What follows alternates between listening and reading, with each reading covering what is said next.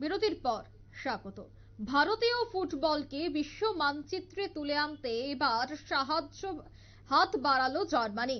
ভারত থেকে প্রতিভা তুলে আনতে সহযোগিতার হাত বাড়ালো জার্মানির একাধিক প্রতিষ্ঠান। ফুটবলের উন্নতির লক্ষ্যে উভয় দেশের প্রতিনিধিদের বৈঠক। সেই বৈঠকে একাধিক গুরুত্বপূর্ণ বিষয় নিয়ে আলোচনা হয়।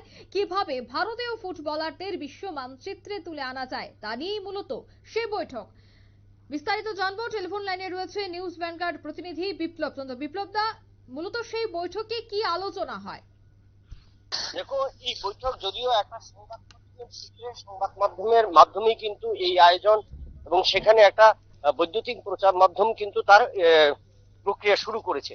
এবং এই প্রক্রিয়া শুরু করার কারণে কিন্তু দেখা গেল যে বিভিন্ন ক্ষেত্রে কিভাবে ভারতীয় ফুটবলকে আরো বেশি এগিয়ে নিয়ে যাওয়া যায়, এবং বিশ্ব দরবারে বিশ্ব ফুটবলে ভারতের মানচিত্র অনেকটাই পিছিয়ে রয়েছে, 117 নম্বর স্থানে রয়েছে ভারত। এই পরিস্থিতিতে ভারতীয় ফুটবলকে আরো কিভাবে এগিয়ে নিয়ে যাওয়া যায় তার জন্য কিন্তু এই পরিকল্পনা, এবং সেই পরিকল্পনা অনুযায়ী কিন্তু পশ্চিম জার্মানির বিভিন্ন একটা প্রতিনিধি দল ভারতে সফর করেছে। এবং ভারতের বিভিন্ন একাডেমি, যে সমস্ত একাডেমি রয়েছে সেই সমস্ত একাডেমিতেই কিন্তু তারা পরিকল্পনা, এবং সেই পরিকল্পনা যেহেতু ভারতের লক্ষ্য রয়েছে 2036 সালে ভারতে অলিম্পিক অনুষ্ঠিত হবে, তো সেই ক্ষেত্রে লক্ষ্য নিয়ে কিন্তু কেন্দ্রীয় সরকার এবং কেন্দ্রীয় ক্রীড়া মন্ত্রক সেটা নিয়ে সবচেয়ে বেশি ওয়াকিবহল এবং আলোচনা শুরু করেছে, এবং বিভিন্ন রাজ্যগুলিতে স্টেডিয়াম নির্মাণের পরিকল্পনা নিয়েছে। তো সেক্ষেত্রে প্রথম পর্যায়ের যে বৈঠক অনুষ্ঠিত হয়, এই বৈঠকে কথিত হয়েছে বা আলোচনা হয়েছে যে অনূর্ধ্ব 14 ফুটবল দিয়ে শুরু করা যায়।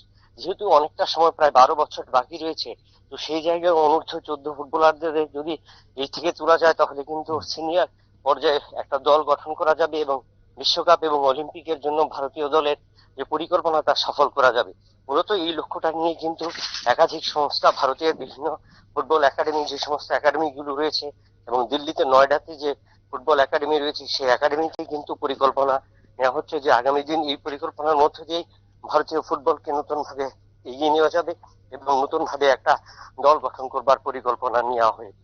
তো সেক্ষেত্রে প্রত্যেকটি রাজ্যকে ইতিমধ্যেই নোটিফিকেশন জারি করা হয়েছে বা নির্দেশিকা দেওয়া হয়েছে যে আন্ডার 9, আন্ডার 11 এবং আন্ডার 12, এই তিনটি ফরম্যাটে যে ফুটবল, এবং সেই ফুটবল খেলার উপর সবচেয়ে বেশি জোর দেওয়ার জন্য, এবং সেই ক্ষেত্রে ভারতীয় খেলোয়াড়রা যারা রয়েছে বা অভিভাবকরা রয়েছে তাদেরকে আরো বেশি উদ্বুদ্ধ করার জন্য যে শুধু খেলাধুলা নয়, শরীর চর্চা নয়, যার পাশাপাশি ফুটবলকে কিভাবে ডেভেলপ করা যায় এই লক্ষ্যটাকে নিয়ে কিন্তু তাদের এই পরিকল্পনা। এবং এই পরিকল্পনার জন্য কিন্তু তারা পশ্চিম জার্মানির সাথে কথা বলেছে, এবং সেই ক্ষেত্রে বেশ কয়েকটি বাণিজ্যিক সংস্থা কিন্তু পশ্চিম জার্মানির তারা কিন্তু ভারতের সাথে সহমত হয়েছে, এবং তারা পরিকল্পনা নিয়েছে দফায় দফায় তারা কোচ, প্রশিক্ষক এবং বিভিন্ন ট্রেনার পাঠাবে, এবং তাদেরকে নিয়ে একটা সিলেকশন হবে সর্বভারতীয় ক্ষেত্রে, এবং যেখান থেকে অনূর্ধ্ব 14 ফুটবলারদের তুলে এনেই কিন্তু ওই সমস্ত একাডেমি, যে একাডেমিটা হওয়ার কথা দিল্লির নয়ডাতে, এবং সেখানে তারা প্রক্রিয়া চালাবে। অর্থাৎ মোট কথায় ফুটবলকে ডেভেলপ করার জন্য এবং 2036-এ অলিম্পিকে অংশগ্রহণ করার লক্ষ্যে, এবং ভারতীয় ফুটবল যেন বিশ্বকাপে অংশ নিতে পারে, এই তিনটি লক্ষ্যকে নিয়ে কিন্তু এই পরিকল্পনা ওয়েস্ট জার্মানির এবং ভারতীয় ফুটবল অ্যাসোসিয়েশন এবং একটি বৈদ্যুতিন প্রচার মাধ্যমে। একদম, ধন্যবাদ বিপ্লব দা। অর্থাৎ ভারত থেকে প্রতিভা তুলে আনতে এবার সহযোগিতার হাত বাড়ালো জার্মানির একাধিক প্রতিষ্ঠান। গুরুত্বপূর্ণ বিভিন্ন বিষয় নিয়ে আলোচনা হয়, কিভাবে উন্নত মানের করা যায় প্রত্যেকটা বিষয় নিয়ে আলোচনা নিয়ে নিচ্ছে ছোট একটি বিজ্ঞাপন বিরতি। সঙ্গে থাকুন।